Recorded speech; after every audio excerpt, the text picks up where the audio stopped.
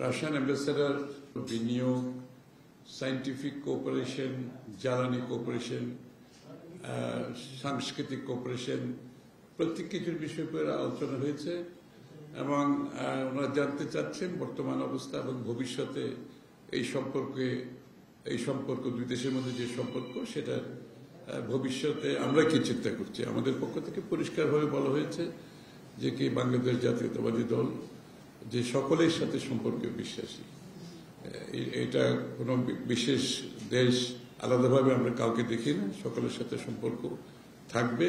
বাংলাদেশের মানুষের সাথে রাশিয়ার মানুষের সম্পর্ক থাকবে, দুই দেশের সম্পর্ক থাকবে এবং সহযোগিতার ক্ষেত্রে যে আমি যেগুলো বলেছি, ব্যবসা বাণিজ্য, বিনিয়োগ, সায়েন্টিফিক ক্ষেত্রে, কালচারাল ক্ষেত্রে, জ্বালানি ক্ষেত্রে, সার্বিক সব কিছু, এমনকি ট্যুরিজমের কথাও আসছে যে রাশিয়া তো একটা বিশাল দেশ, ওদের রাশিয়ান রয়্যালটি তো অনেক পুরনো রয়্যালটি ইউরোপে এবং সেখানে অনেক কিছু ট্যুরিজমের একটা সুযোগ আছে। তারা একটা মধ্যে এখানে অফিসও করতে যাচ্ছে, আগামী দিনে ব্যাংক করতে যাচ্ছে, ব্যাংকের ব্রাঞ্চ করতে যাচ্ছে, আমরা স্বাগত জানিয়েছি। এবং বাংলাদেশের প্রোডাক্ট যখন রাশিয়াতে বিগত দিনে যেভাবে যায়নি, আমরা আশা করছি ওদের সাথে আলাপ আলোচনার মাধ্যমে বাংলাদেশকে রাশিয়াতে কিভাবে শোকেস করা যায়, এই শোকেসিং করে বাংলাদেশি প্রোডাক্টের একটা মার্কেটে আরো বেশি আমরা জায়গা নিতে চাই রাশিয়ান মার্কেটে।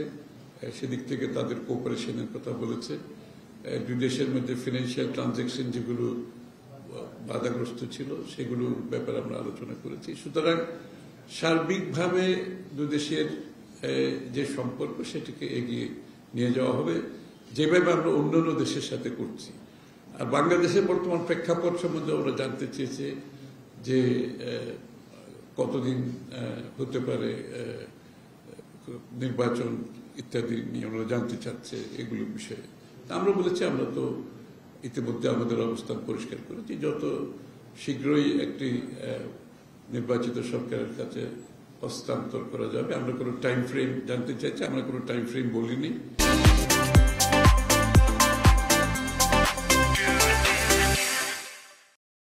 আমরা বলেছি এটা আমরা সরকার, বর্তমান ইন্টারিম সরকারকে আমরা সমর্থন দিচ্ছি, তাদের যে কার্যক্রমে আমরা পূর্ণ সমর্থন দিচ্ছি এবং আমরা একসাথে কাজ করছি এবং যত তাড়াতাড়ি সম্ভব এই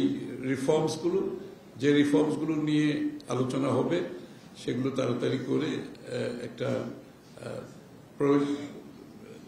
একটা নির্ধারিত সময়ে আমরা হয়তো বা সুষ্ঠু নির্বাচন এবং এর জন্য যে নির্বাচন কমিশন সহ যে রিফর্মসগুলো করা দরকার নির্বাচনের বিষয়ে, সেগুলোর বিষয়ে আলোচনা হয়েছে। এবং স্বাভাবিকভাবে তো সবাই আজকের অবস্থান জানতে চায়, আগামী দিনের অবস্থান জানতে চায়, তো সেই বিষয়গুলো নিয়ে বিস্তারিত আলোচনা হয়েছে। আজকে যে সম্পর্ক আছে আগামী দিনে সেই সম্পর্ক অব্যাহত থাকবে কিনা, আমাদের পক্ষ থেকে বলে পুরোপুরিভাবে আমাদের সম্পর্ক এগিয়ে যাবে, সব দেশের সাথে এগিয়ে যাবে। আমরা সিলেক্টিভলি কোনো দেশকে আগে কিংবা পরে সেভাবে দেখি না। বিএনপির পররাষ্ট্রনীতি হচ্ছে আমরা সবার সাথে সুসম্পর্ক রেখে যে দুই দেশের মধ্যে যে কম্পারেটিভ অ্যাডভান্টেজগুলো আছে সেগুলোর সুযোগ নিতে হবে। বাংলাদেশের যেখানে কম্পারেটিভ অ্যাডভান্টেজ আছে আমরা সেই সুযোগগুলো নিতে চাই এবং সম্পর্ক হতে হবে পরস্পরের লাভবান হতে হবে, পরস্পরের প্রতি সম্মানবোধ থাকতে হবে এবং মিউচুয়াল রেসপেক্ট থাকতে হবে, মিউচুয়ালি বেনিফিটেড হতে হবে। সেই বিষয়গুলো উঠে আসছে এবং সেক্ষেত্রে বাংলাদেশের যেখানে সম্ভাবনা আছে রাশিয়ার যদি সম্ভাবনা এখানে থাকে, বাংলাদেশের মানুষের স্বার্থ রক্ষা করে, বাংলাদেশের স্বার্থ রক্ষা করে সম্পর্ক গড়ে উঠবে। বন্ধুত্ব হয় দুই দেশের মধ্যে মিউচুয়াল রেসপেক্ট এবং মিউচুয়াল ইন্টারেস্টের ভিত্তিতে। সুতরাং রাশিয়ার সাথে আমাদের সেইভাবে বন্ধুত্ব হবে।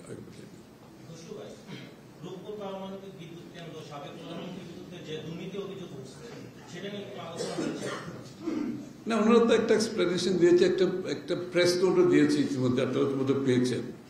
এই মুহূর্তে তো বিএনপি তো, আমরা তো এই মুহূর্তে তো ক্ষমতায় নাই, সুতরাং এই মুহূর্তে এটা আমরা জাজ করতে পারবো না। বিএনপি ক্ষমতায় আসলে তখন সেটা আলোচনা হতে পারে, কিন্তু যেহেতু এই মুহূর্তে আমরা তো আর ক্ষমতায় নাই, আমরা ওই তাদের প্রেস নোটটা আমরাও পেয়েছি, আমাদেরকেও দিয়েছে আজকে এখানে। তো সেটা বর্তমান সরকার জাজ করবে এবং আগামীতে বিএনপি যদি ক্ষমতায় যায় আমি তো বলেছি সম্পর্ক অর্থনৈতিক, পলিটিক্যাল যেটাই হোক, সাংস্কৃতিক যেটাই হোক, সম্পর্ক হতে হবে বাংলাদেশের মানুষের এটার উপকারিতার উপরে, বাংলাদেশের দেশের উপকারিতার উপরে। এর বাইরে তো আমার নিজের দেশের আর্থিক ক্ষতি করে, আমার দেশের জনগণের ক্ষতি করে, দেশের ইন্টারেস্টের ক্ষতি করে, দেশের স্বাধীনতা সার্বভৌমত্বের অসুবিধা করে কোনো সম্পর্ক কারোর সাথে হতে পারে না। সুতরাং এটা রাশার বেলায় অ্যাপ্লাই করি ইকুয়ালি। Thank you.